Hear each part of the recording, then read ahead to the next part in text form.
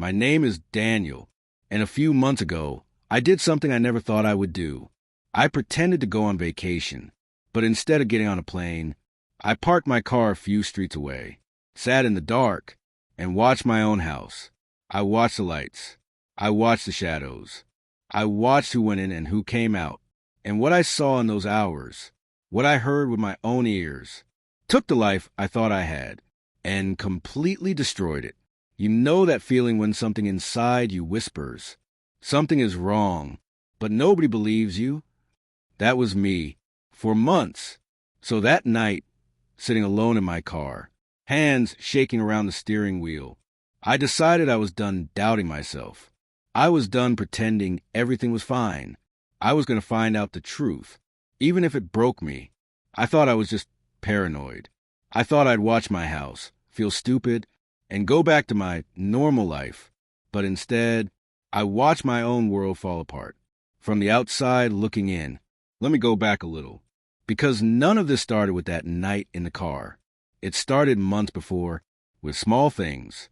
Little changes that didn't make sense. I've been married for 12 years.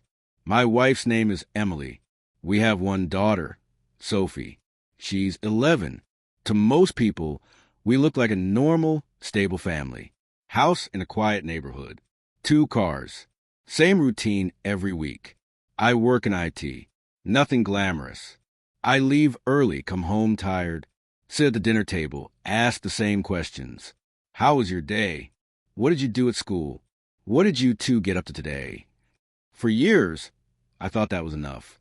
I thought being present physically was the same as being present emotionally. Maybe that's where I went wrong. At first, it was small. Emily started being distant, not cold, just distracted. Her phone was always in her hand. She would turn the screen away when I walked by. She laughed at messages she never explained. If I asked, "What's so funny?" she would just say, "Oh, it's nothing. Just a meme," and put the phone face down. She started going out more. Book club, gym class, coffee with friends. And I want to be a good husband. I didn't want to be controlling or suspicious. So I told myself, she deserved her own life. She's just busy. I'm overthinking this. But deep down, something didn't sit right. I'd come home from work, and the house would smell like a different cologne. Not mine. I'd see 2 coffee mugs in the sink, but no one had been there, according to her. Sometimes, as I pulled into the driveway, I thought I saw the living room curtains move, like someone had just stepped away from the window, a second too late. When I walked in, she would be reading on the couch, a little too carefully. One day, I picked up a cushion to sit down and saw a small piece of fabric caught on it. Dark, not from any clothes we owned. These were small things, right? Tiny. You could explain each one, but together they felt like puzzle pieces that form an image I didn't want to see. I tried talking to Emily. I remember standing in the kitchen one night, hands in the sink, washing dishes, water running over plates. As my mind raced, I turned off the water and said, is everything okay between us?" She didn't look up from her phone. "Yeah. Why?" "I don't know. You just felt distant lately. More secretive. I feel like I'm losing you, and I don't even know why." She sighed, rolled her eyes a little. "Daniel, you're overthinking. I'm just tired. Work, the house, Sophie. It's a lot. Don't start with this, okay?" And just like that, the conversation was over. She walked away.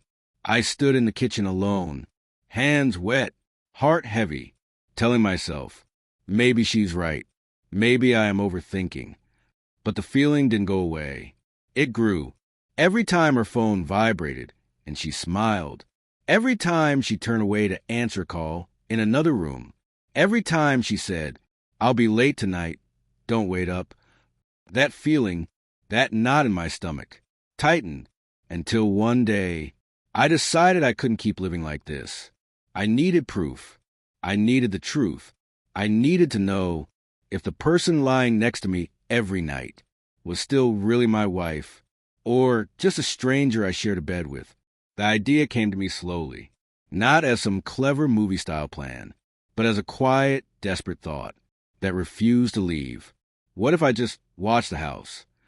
Not from inside, not where she could see me, from the outside, from somewhere she would never expect me to be. At first, I felt crazy for even thinking it. That's what I told myself. I'm not that guy. I'm not the spying, sneaking type. But then I thought, if everything really was fine, what was there to be afraid of? So I started small. I bought a cheap indoor camera online, the kind people use for pets, or to watch their kids. I told Emily it was for security, in case someone tried to break in. She shrugged. Sure, whatever makes you feel safer. She said, I put one in the hallway for safety, one in the kitchen for monitoring when we're out. I didn't put any in private places, just common areas, places anyone walking around the house would pass. Then I noticed her behavior change again. She started unplugging the cameras randomly. Oh, I just didn't like the light on, she said when I asked. The hallway camera was tilted away one day. The kitchen one turned toward the wall another day. She never did that before. Not until I set them up. That was when the plan grew bigger. One evening, as we were sitting at dinner, Emily asked, Daniel, when was the last time we took a trip? Just us? Just a break? I looked at her. She sounded almost too casual. It's been a while, I said. Why? She shrugged. Maybe you should take a vacation. You've been working too hard. You look exhausted. I laughed dryly. Are you trying to get rid of me? She smiled, but her eyes didn't soften. Maybe a few days away would help you relax. Go somewhere. Visit a friend. It'll be good for you. That night, lying in bed, staring at the ceiling, her words echoed in my mind. Maybe you should take a vacation. Go somewhere. It'll be good for you. That was the moment my plan fully formed. I wasn't going to argue. I wasn't going to accuse her. I wasn't going to question it. I was going to agree.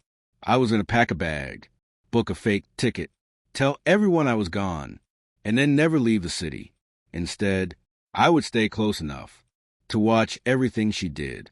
When she believed I was far, far away, I told her on a Tuesday, Em, you're right, I said. I need a break. I booked a ticket. Just a few days. I'll leave Friday night. Back on Monday.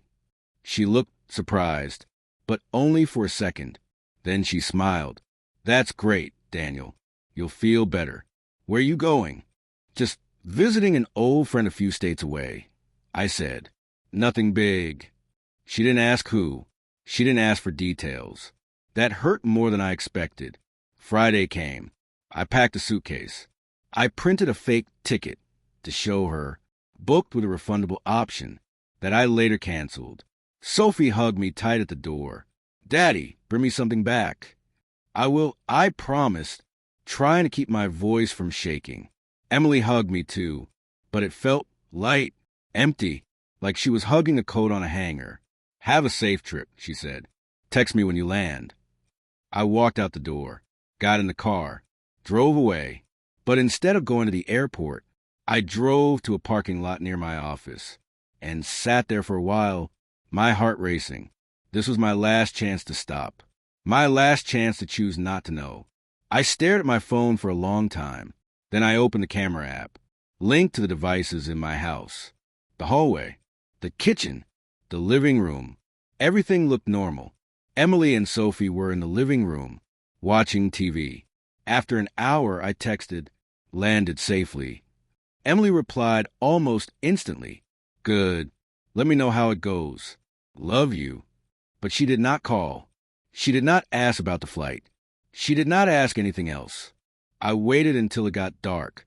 Then I drove back, not to my house, but to a quiet side street that had a perfect view around the corner. From there, I could see my own driveway, my own front door, my home, where I was supposed to be thousands of miles away. I turned off the engine, sat in the dark, watched. For a while, nothing happened. Lights on in the living room, TV flickering, shadows moving occasionally. Around 9 p.m., My phone buzzed. It was Emily. A picture of a glass of wine. "Relaxing," she texted. "How's your first night there?" I stared at the screen. My fingers hovered over keyboard. I typed, "Tiring, but okay. You two have fun. Kiss Sophie goodnight for me." Then I looked up, just in time to see the porch light turn on. My front door opened. Emily stepped out. She looked around once, then checked her phone. A minute later, a car I didn't recognize pulled up to my driveway. My chest tightened. Every part of me wanted to believe. It was some innocent thing, a delivery, a neighbor, something normal. But then he stepped out. A man, tall, confident. Emily smiled in a way I hadn't seen in a long time. Not the tired, polite smile she gave me, but a real bright one. Like her whole face lit up. He walked up to her. No hesitation. No awkwardness. Like he had been there before. Many times. She opened the door. He followed her inside. My door closed behind them. My hands started shaking so badly, I had to put the phone down. I stared at my own house, knowing there was a stranger inside, while my daughter was there, while I was supposed to be away. My heart pounded in my ears. I opened the camera app again. The hallway feed. I waited. A few seconds later, I saw them. Emily, the man. They walked through the hallway, like they owned the place. She was laughing at something he said. Not nervous. Not guilty. Comfortable. Too comfortable. He put his hand on her back as they walked past the camera. That small gesture said more than any words could. Something inside me cracked. It wasn't a misunderstanding. It wasn't my imagination. It wasn't stress. It was betrayal. Simple and devastating. I sat there in the car for what felt like hours. I don't cry easily, but that night I could feel tears building up, burning behind my eyes. I thought I had reached the worst point. I thought watching my wife bring another man into our home was the lowest moment of my life. I was wrong, because as I kept watching, I realized something even darker. This wasn't the first time. The way they moved through the house, the way he knew where the glasses were, the way he casually walked past the camera, without even glancing at it. This wasn't new. They were practiced. This was a routine. I switched between camera angles, my heart pounding, my breathing shallow. In the kitchen, I watched him open the right cupboard. On the first try, in the hallway, I watched them walk toward the living room, like this was their normal. At one point, I saw Sophie's bedroom door open slightly, her small head peeking out. My heart stopped. Emily turned, said something to her, and Sophie nodded sleepily and closed the door again. No fear, no confusion, like she had seen him before. That cut deeper than anything else. This wasn't just betrayal as a wife. This was betrayal as a mother. She wasn't just lying to me. She was building a life with someone else. Inside our house, while still married to me, while still using my name, my money, my presence, as a shield. I needed to know who he was. I zoomed into the camera feed, as much as the cheap lens allowed. My stomach twisted. I recognize him, not from our close circle, from social media.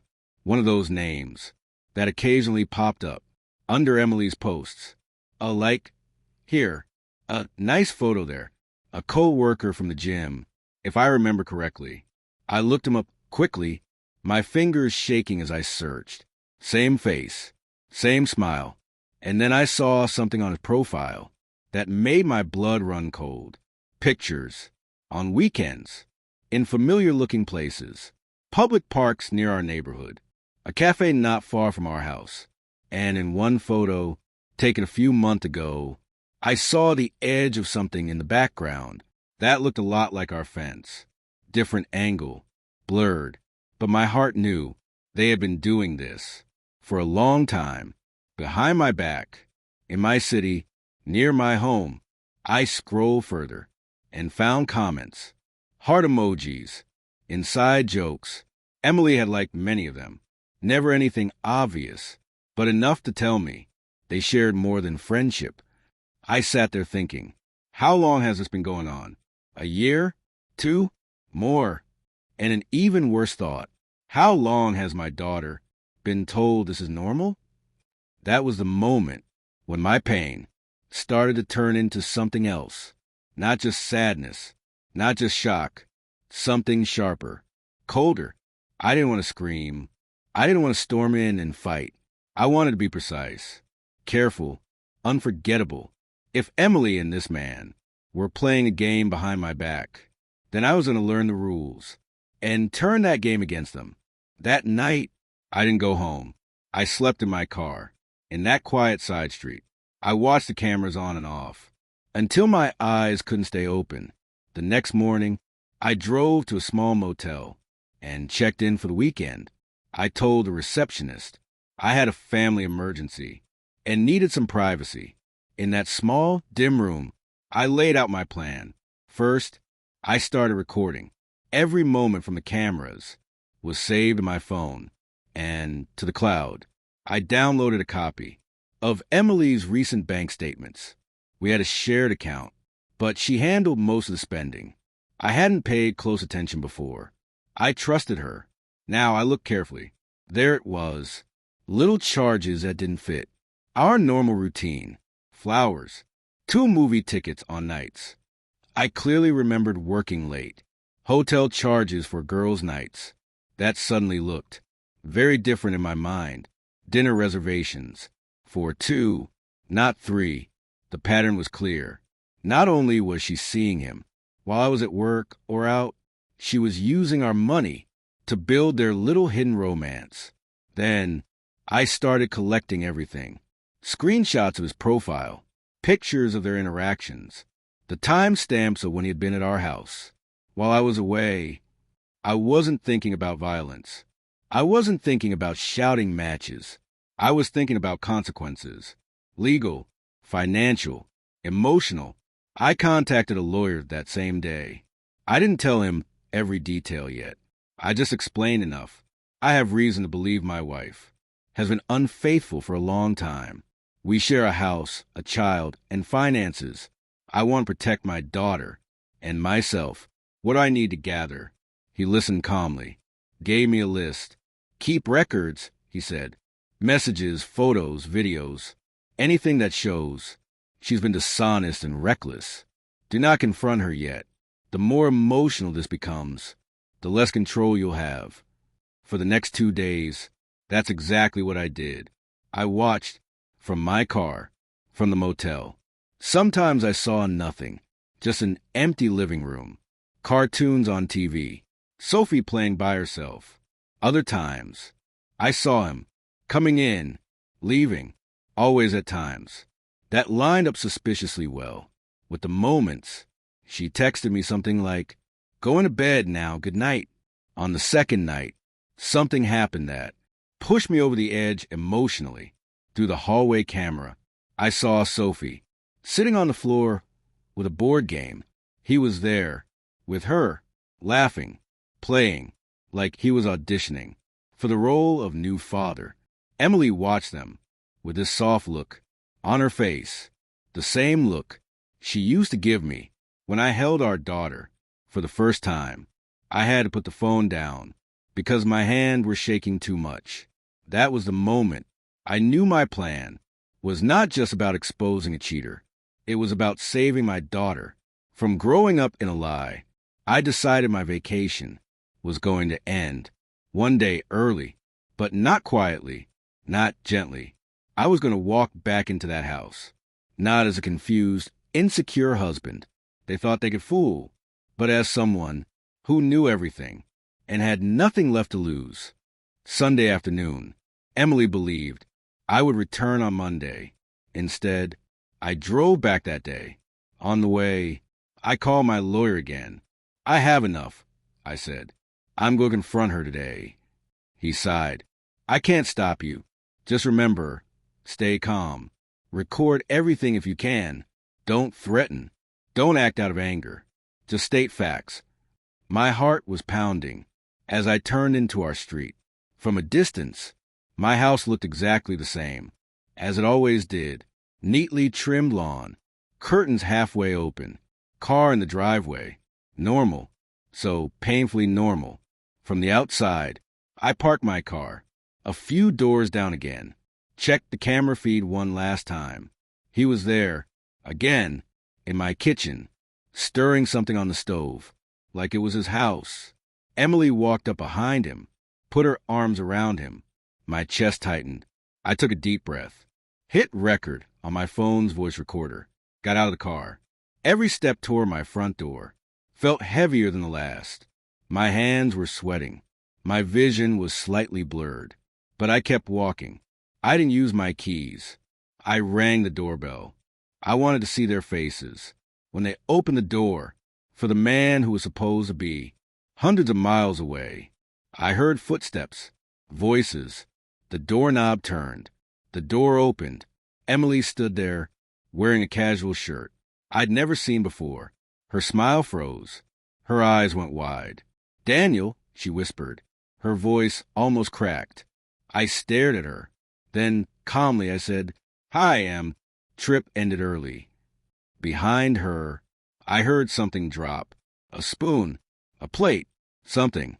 The man stepped into view. From the hallway, his face pale like he'd seen a ghost. For a moment, no one spoke. We all just stood there, the three of us, in the doorway of the house. That was no longer my home. Then I broke the silence. "Are you going to invite me in?"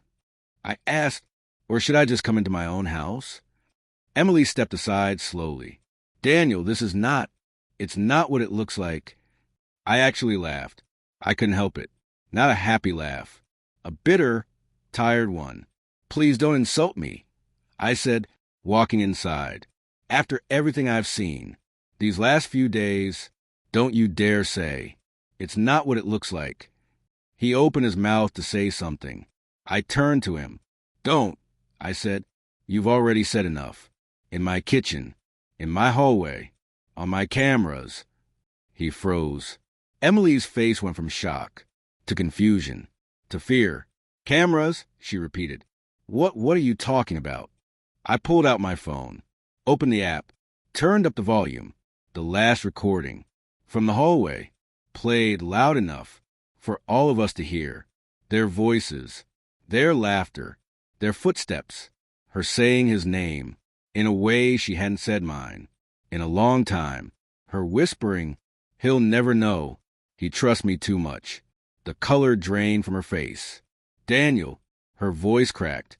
"Please, can we talk about this alone? Not in front of..." "In front of who?" I asked. "In front of your boyfriend? Your replacement for me? The man you brought into our home while telling me to go on vacation?" He stepped forward, hands up slightly. "Look, man, this just happened. Things between you two were already..." I cut him off. I turned to him fully. "You don't get to explain my marriage to me," I said quietly. "You don't get to stand in my house and tell me what happened. You knew she was married. You knew we had a child. You still walked through that door. That's all I need to know about you." He clenched his jaw, didn't say another word. Emily's eyes filled with tears. "Daniel, please," she whispered. "I was lonely. You were always working. You were distant. You barely saw me. I didn't know how to reach you. And this was your solution?" I asked. "Instead of talking to me, you brought someone else into our bed, our kitchen, our daughter's world." I pointed toward the hallway. That led to Sophie's room. "She saw him," I said. "I watched her talk to him, play games with him. Is that what you wanted? To slowly replace me, while I was still alive, and paying the bills?" She started crying harder, but for the first time, I felt nothing. No urge to comfort her. No urge to say, "We'll fix this." Something in me had already broken, beyond repair. I took a deep breath. "I'm not here to fight," I said. "I'm not here to scream. We are past that." I looked at both of them. "I'm here to tell you what happens next." In that living room, the same place where we celebrated birthdays, Christmas, first steps, I calmly explained my decision. I've spoken to a lawyer. I said, I have recordings, bank statements, timestamps, and enough proof to show this wasn't a one-time mistake. Emily's shoulders slumped. You're divorcing me, she whispered. Yes, I said, I am, and I'm going for custody of Sophie, because whatever this was, this secret double life, is not something I want her to grow up thinking is normal. She shook her head, crying. You can't do this, she said. You can't just take her away. I'm not taking her anywhere, I replied. I'm protecting her. You invited a stranger into our home, over and over again. You taught her to be comfortable, around someone I didn't approve of. You used our house as a stage for your secret. I paused. I would rather she grows up with one honest parent than two people living a lie. The man finally spoke again, his voice low, defensive. You're overreacting, he muttered. People make mistakes. Marriages fall apart. You don't have to act like you're some kind of hero. I looked at him for a long second. I'm not a hero, I said. I'm just a man who pretended to go on vacation and saw the truth inside his own house. I turned back to Emily. You told me to take a break, I said. You encouraged me to leave. I thought you were worried about me. Now I know why you wanted me gone. She covered her face with her hands. Please, Daniel, she sobbed. Can we go to counseling? Can we try to fix this? I made a mistake. I was stupid. I wasn't thinking. But you were thinking, I said quietly. Every time you opened that door for him, every time you texted me, good night, with him in the house, every time you let our daughter see him as something normal, I shook my head. This isn't a single mistake, Emily. This was a choice, over and over again. I picked up my suitcase from the hallway. It was still packed. For my trip. I'm leaving now, I said. I'll be staying somewhere else until the legal process starts. I paused at the doorway. I'll come back for my things when you're not here. You won't have to see me, but you will hear from my lawyer. I took one last look at the house, the photos on the walls, Sophie's shoes by the door, the life I thought I had, and then I walked out. As I closed the door behind me, I heard Emily's sobs. I heard something crash in the kitchen, but I didn't go back. For the first time in a long time, I chose myself. Months have passed since that day. The divorce process has been painful, slow, and complicated. Nothing about this was easy. There were nights I lay awake, feeling guilty, wondering if I did the right thing. There were moments I felt angry at myself for not noticing sooner. But every time Sophie hugs me now, every time she says, Daddy, I like it when it's just us, you listen to me more now, I know I made the right choice. I didn't just expose a cheater. I exposed the truth about a life I was sleepwalking through. I learned something important. Watching my own house from the outside, sometimes we are too close to our own lives to see what's really happening. We ignore the signs. Because the truth is too painful, we tell ourselves, it's fine, because the alternative is tearing everything down and starting over. But here's the lesson I took from it all.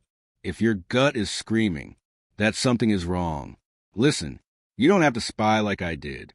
You don't have to fake a trip. But don't silence yourself just to keep the illusion of a perfect life. And if someone is betraying you, using your trust as a shield, while they build a secret world behind your back, your worth is not defined by their actions.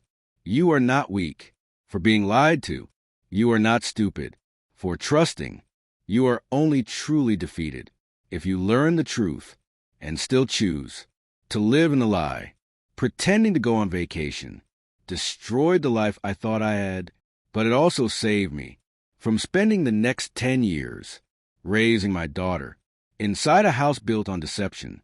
Sometimes the most painful truth is still better than the most beautiful lie. My name is Daniel. I faked a trip. I watched my own house. And what I saw changed everything. But in the end, it didn't just break me. It woke me up.